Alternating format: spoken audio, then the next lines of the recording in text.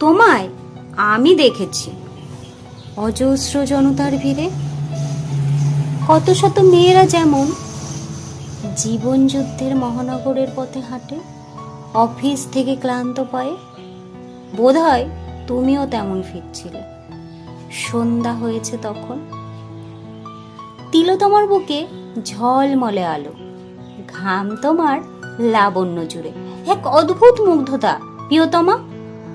শুধু কি তাই, এলো চুল, অগোছালো ওড়না, তুমি ব্যস্ততা নিয়ে হেঁটেছিলে পথে, তাই বোধহয় ডাক পৌঁছায়নি তোমার চেতনায়।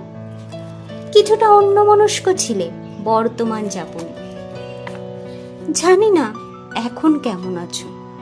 বিচ্ছেদ হয়েছে দেখতে দেখতে কতগুলো বছর, একে একে চলে গেল আরো কত বাকি। বোধহয় মা হয়েছ, জানি না।